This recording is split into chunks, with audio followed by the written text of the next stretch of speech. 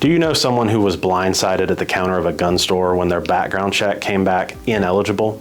Hi, I'm North Carolina attorney Sam Moore. Whether you love guns, hate them, fear them, or don't really care either way, firearm ownership is a fundamental right enshrined in this country as the Second Amendment to our Constitution. Of course, governments being governments and people being people, there's always fine print. Before I get started, this video is meant as a companion piece to our previous video on concealed carry eligibility, so make sure you watch that one as well. What can prevent someone from obtaining a firearm? It's a broad question, so let's break it down.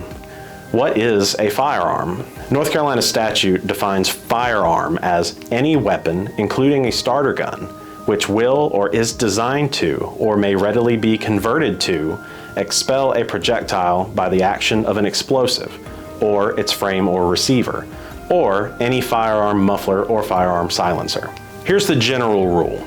You can't have a gun if you have a felony conviction. There are a few exceptions though.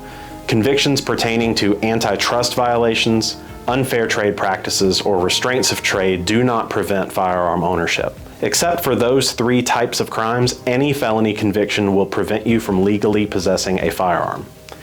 There is another exception surrounding what are known as antique firearms, but this video is meant to be a more generalized summary, so I won't get into that right now.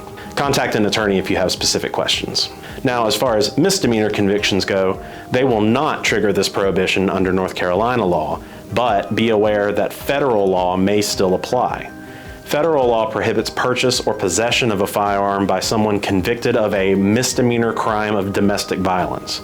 As covered in our previous video, that means a misdemeanor with assault as an essential element carried out against a spouse, parent, guardian, or boyfriend or girlfriend. Other prohibitions are conditional. North Carolina allows for judges to prohibit firearm possession during the effective period of a domestic violence protective order, or a 50B, but it is not required. Let me repeat that a judge can restrict access to firearms if you're under a 50B, but doesn't have to. So in summary, there are three main things that can keep you from being able to have a gun. Nearly all felony convictions, conviction of a misdemeanor crime of domestic violence under federal law, or being under a 50B. If any of this applies to you, or if you have any other questions about anything in this video, give us a call. And remember, arrested doesn't mean guilty.